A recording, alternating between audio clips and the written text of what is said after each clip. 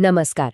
આજે આપણે અંગ્રેજીના એવા 3 શબ્દોની વાત કરવાના છીએ જેમાં લગભગ બધા જ ગૂંચવાય છે. એ શબ્દો છે અંડર, બીનીથ અને બિલો. ચાલો આ ગૂંચવણ આજે હંમેશા માટે દૂર કરી દઈએ. તો અંડર, બીનીથ કે બિલો ત્રણેયનો મતલબ તો નીચે જ થાય છે, બરાબર ને? તો પછી આ 3 અલગ અલગ શબ્દોની જરૂર જ શું છે અને ક્યાં કયો વાપરવો? પરીક્ષા હોય કે પછી રોજ કોઈની સાથે વાત કરવાની હોય, આ સવાલ તો આવે જ. પણ ચિંતા ના કરો, આજે આપણે આને એકદમ પાણીની જેમ સાફ કરી નાખીશું. સારું, તો ચાલો સૌથી પહેલા અને સૌથી કોમન શબ્દથી શરૂ કરીએ, અને એ છે અંડર. આ શબ્દ આપણે સૌથી વધુ વાપરીએ છીએ અને એનો સંબંધ સીધો જ કોઈ વસ્તુની ભૌતિક સ્થિતિ સાથે છે. તો અંડરનો સીધો સાદો મતલબ છે કોઈ વસ્તુની બરાબર નીચે. કલ્પના કરો કે કોઈ વસ્તુ બીજી વસ્તુને ઢાંકી રહી છે, જાણે કોઈ છત્રી હોય. ઘણીવાર એ વસ્તુઓ એકબીજાને અડતી પણ હોય. અહીં મુખ્ય વાત છે સીધું નીચે અને કવર થયેલું હોવાની. ચાલો ઉદાહરણો જોઈએ એટલે તરત સમજાઈ જશે. જુઓ, the cat is under the table. બિલાડી ક્યાં છે? ટેબલની બરાબર નીચે. He is sitting under a tree. અહીં પણ એ ઝાડની છાયામાં એની બરાબર નીચે બેઠો છે. અને she hides the money under the pillow. અહીં તો પૈસા તકિયાથી પૂરેપૂરા ઢંકાયેલા છે, રાઈટ? હવે રોજિંદા જીવનમાં આના બીજા ઘણા ઉપયોગો છે, જેમ કે મારી ચાવી ગાડીની નીચે પડી ગઈ, અથવા બાળકો ધાબળા નીચે રમી રહ્યા છે. કપડાં માટે પણ કહી શકાય, તેણે જેકેટની નીચે ટી-શર્ટ પહેર્યું હતું. એટલું જ નહીં, આનો ઉપયોગ અમૂર્ત રીતે પણ થાય છે, જેમ કે આખી ટીમ દબાણ હેઠળ સારું રમી, એટલે કે અંડર પ્રેશર. અથવા આ રેસ્ટોરન્ટ હવે નવા મેનેજમેન્ટ હેઠળ છે, એટલે કે અંડર ન્યૂ મેનેજમેન્ટ. આ બધામાં કોઈના કંટ્રોલમાં કે કોઈની નીચે હોવાનો ભાવ છે. અહીં એક વાત ખાસ યાદ રાખવાની છે, જ્યાં મોટાભાગના લોકો ભૂલ કરે છે. આપણે ક્યારેય એમ નથી કહેતા કે the fan is under the ceiling. કેમ? કારણ કે પંખો છતની નીચે લટકે છે, એની સાથે જોડાયેલો છે, એનાથી અલગ નથી. એટલે સાચું વાક્ય છે the fan is on the ceiling.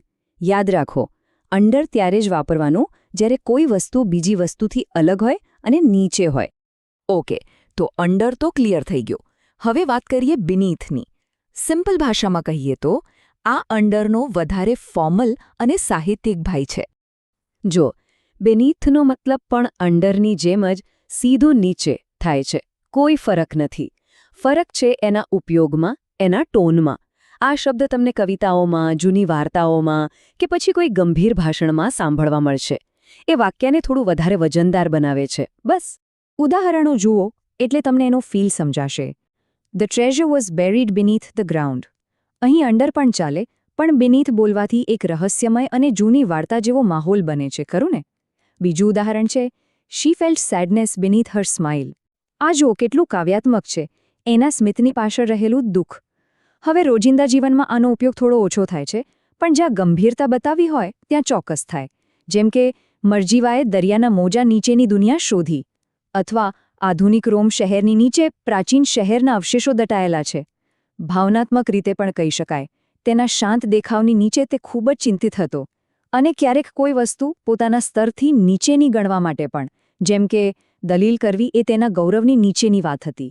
અને છેલ્લું, એકદમ રોમેન્ટિક, તેમણે તારાઓથી ભરેલા આકાશ નીચે એક રહસ્ય વહેંચ્યું.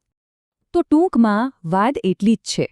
જો તમે કોઈ ફોર્મલ રાઇટિંગ કરી રહ્યા છો, જેમ કે આઇએલ્ટ્સનો નિબંધ, તો બીનીથ વાપરવાથી તમારી વોકેબ્યુલરી સારી દેખાશે. પણ મિત્રો સાથે વાતચીત કરતા હો ત્યારે અંડર જ વાપરજો, એ વધારે નેચરલ લાગશે. ચલો હવે આવીએ આપણા ત્રીજા અને સૌથી અલગ શબ્દ પર, બિલો. આને ખાસ સમજજો, કારણ કે આ અંડર અને બીનીથ કરતાં બિલકુલ અલગ છે. અહીં વાત કોઈ વસ્તુની નીચે હોવાની નથી, પણ કોઈ લેવલ કે સ્તરથી નીચે હોવાની છે. જ્યારે પણ બિલો શબ્દ આવે તારે મગજમાં એક સ્કેલ કે માપ પટ્ટી લઈ આવો.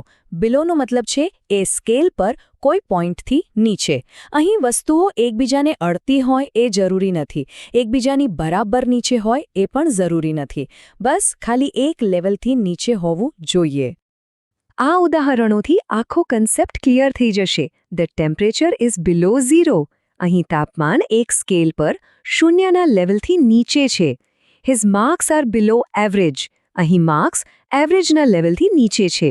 અને the office is located below the bank મતલબ ઓફિસ બેંકના માળથી નીચેના માળે છે જરૂરી નથી કે બરાબર નીચે જ હોય ચલો બીજા કેટલાક ઉદાહરણો જોઈએ કોઈ લખાણમાં આપણે કહીએ વધુ માહિતી માટે નીચેનો ફકરો જુઓ એટલે કે સી ધ પેરેગ્રાફ બિલો કોઈ ધીમા અવાજ માટે તેણીએ લગભગ ગણગણાટથી પણ ધીમા અવાજમાં વાત કરી એટલે કે અ વોઇસ જસ્ટ બિલો અ વિસ્પર કોઈ પદ કે રેન્ક માટે આર્મીમાં કેપ્ટનનો રેન્ક મેજરથી નીચે હોય છે અને નૈતિકતા માટે અમુક લોકો માટે બીજાની કુથલી કરવી એ એમના સ્તરથી નીચેની વાત છે આ બધામાં એક લેવલ કે સ્કેલની જ વાત છે અને હા જે લોકો પરીક્ષાની તૈયારી કરી રહ્યા છે એમના માટે આ એક પ્રો ટીપ છે જ્યારે પણ કોઈ ગ્રાફ કે ચાર્ટનું વર્ણન કરવાનું આવે ત્યારે બિલો શબ્દ તમારો બેસ્ટ ફ્રેન્ડ છે જેમ કે કંપનીનો નફો ગયા ક્વાર્ટરમાં ટાર્ગેટથી નીચે ગયો ફેલ બિલો ધ ટાર્ગેટ આ વાપરવાથી તમારો જવાબ એકદમ પ્રોફેશનલ અને સચોટ લાગશે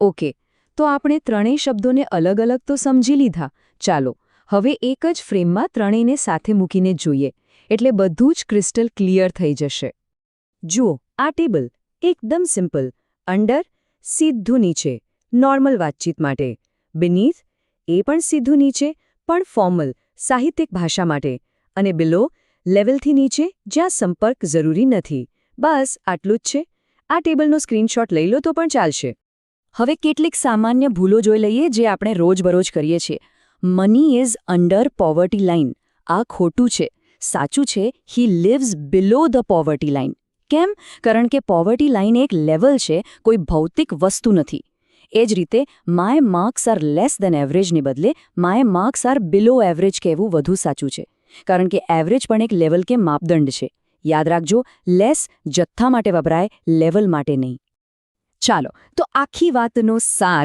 3 જ પોઈન્ટમાં એકદમ ફટાફટ નંબર 1 અંડર એટલે કોઈ વસ્તુની બરાબરની છે નંબર 2 બીનીથ એટલે અંડરનું ફોર્મલ વર્ઝન અને નંબર 3 બિલો એટલે કોઈ લેવલ કે સ્કેલથી નીચે બસ આ 3 નિયમ યાદ રાખો ક્યારે ભૂલ નહીં પડે અને હવે જતા જતા તમારા માટે એક નાનો સવાલ વિચારો કે એક સબમરીન પાણીની અંદર છે તો એને આપણે શું કહીશું under the surface beneath the surface કે પછી બિલો ધ સર્ફેસ શું લાગે છે રસપ્રદ વાત એ છે કે ત્રણેયનો ઉપયોગ થઈ શકે છે પણ દરેકનો ભાવ થોડો અલગ છે જરા વિચારજો આના પર આશા છે કે આજની આ ચર્ચા તમને બધાને ખૂબ કામ લાગશે